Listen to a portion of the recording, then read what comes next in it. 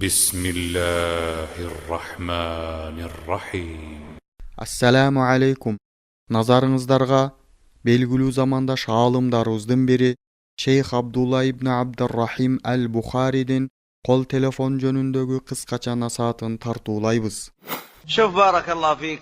Аллах силерге берекесин берсин. Мен бир көйгөйлүү маселеге токтолгум келип турат. Ал көйгөйлүү маселе бүгүнкү күндө адамдар зыяндуу нерсеге берилүүсү. Ал зыяндуу нерсе эмне экенин билесиңерби? Ал зыяндуу нерсе адамдар телефонго көз каранды болуп калгандыгы. Карасаңар, бул чоң бале. Бул телефон адамдарда кан сыяктуу айланууда. Ал жанагы кадимки эле мобилдик телефон. Эртеден кечке социалдык тармактардан жана башка ушундай сыяктуу нерселерден чыкпай, аны менен ойноп олтурган. Андан чыга албай калышты. Алардын санаасын баары эле ошол аппараттар болуп калды. Үйдөбү, көчөдөбү, мечиттеби, үстү жактабы, же асты жактабы, жада калса дааратканага чейин ала кирип ошол жактан да колдонгондор бар. Айтор кайда жүрбөсүн, кечке эле ошону менен алек болуп калышты. ماذا تريد أنت كل هذا؟ إيش تريد؟ ماذا وراءك؟ Бул эмне кылгандык? Сен аны менен эмне кылайын деп атасың? Сен эмне каалайсың? Сенин максатың эмне? Эмне сен мусулмандардын көйгөйүн ушул телефон менен чечейин деп атасыңбы? Деги сен эмне кылгың келип атат? Ал жерде жөн эле пайдасыз сөздөр жазылып жатпайбы? Бул эмне деп айтты? Тигил эмне деп жооп берди? Ал эмнени жиберди? Бул эмне кылып койду экен деп сөз ташыган ушакчылар сыяктуу. Адамдарды жакшылыктан тосуп, жамандыкка жол ачкан бузуку киши сыяктуу. Телефонсуз жашай албай калгандай, телефону жок болсо бир мүчөсү бөлүнүп же бир жерин жоготкон сыяктуу. Жада калса уктаганда да жанына телефонун коюп жатат, түн ичинде карайм деп. Себеби алага көз каранды болуп калган. Мындай кылган туура эмес, туугандар. ليته أدمن على العلم. Ошондой болуп илимди кааласаң гана, илим алууга ошондой убакыт коротуп жан талашсаң гана, илим алууга ошондой жан талашып берилсең гана, ошол пайдасы жок, тигил айтты, бул айтты деген нерсени билип эмне болуп кеттиң? Алар айтканын билдиң. Анан эмне болду? Бир пайда болдубу? Андан эч бир пайда таппайсыңар, балдарым.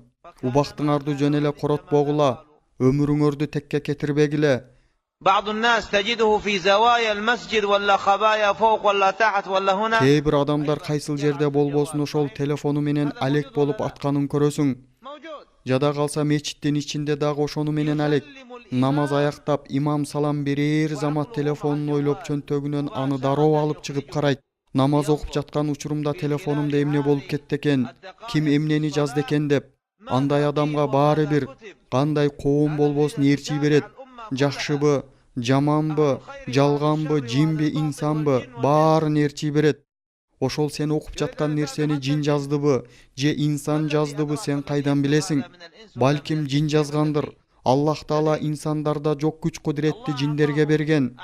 Аллах минтип айтат: "О адам балдары, шайтан ата энеңердин, тактап айтканда адам ата менен обо энеңердин уяттуу жерлерин көрсөтүү үчүн кийимдерин чечип, бейиштен чыгарган сыяктуу силерди да азгырып койбосун.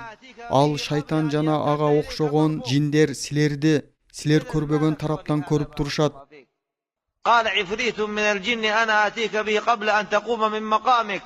Жана Намл сүрөсүнүн 39-40 аятында жиндердин ичинен Ифрит деген бирөөсү Сулайман алейхиссаламга: "Мен ал Балкис аттуу падыша аялдын тактысын сен ордуңдан турганга чейин алып келе аламын" деген.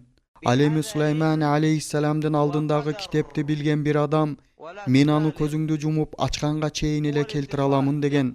Аллах сага берекесин берсин. هذا مفيد. Сен ал аппараттарды кандай максатта колдоносуң? Ооба, ал нерседе пайда бар, бирок сен аны этият менен абалыңа карап пайдалан. Анын пайдалуу жактарын алып зарылчылыкка гана колдон.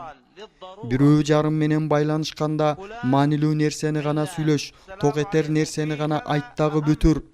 Илгери бул аппараттар жок кезде адамдар кантип жашашчу эле? Эмне алардын жашоолору токтоп калганбы? Аллахка шүгүр, ансыз деле алардын жашоолору болуп келген. Андыктан мындай пайдасыз нерсени таштайлы, туугандар. Аллах силерге берекесин берсин. Андан көрө пайда бере турган нерсе менен алек болгула. ошол арзыбаган нерседен көрө илим окугула.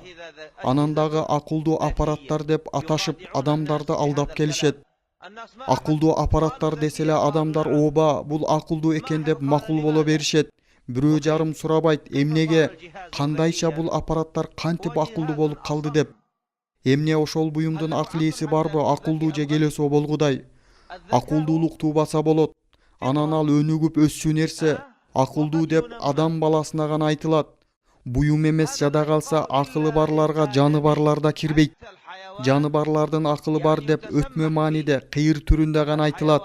Акылдуу деп ой жүгүрткөн акыл ээси ордунда болгон инсандарга гана айтылат. Үнсүз буюмдун акылы бар деп айтылбайт. Эмне бул микрофон акылдуубу, же бул стол акылдуубу, же бул минбар акылдуубу? Ушундай болмок беле. Алардын мындай акылдуу программалары бар экен деп ишенип алышкан. Мунун баары арыгаттап суу кечпей турган сөз. قالوا عنده برامج عنده ما ادري ايش كلام فارغ من صنعه اليس البشر Ошол аппараттарды ким жасап атат? Адамдар жасап атышабы же андай эмеспи? Мен Аллахка ант ичип айтам, андай аппараттар кандай гана таң калаарлык болсун, же эмне деп гана аташпасын, аларда 100% дагы акыл жок. Эч качан мындай нерселерге ишенбегиле.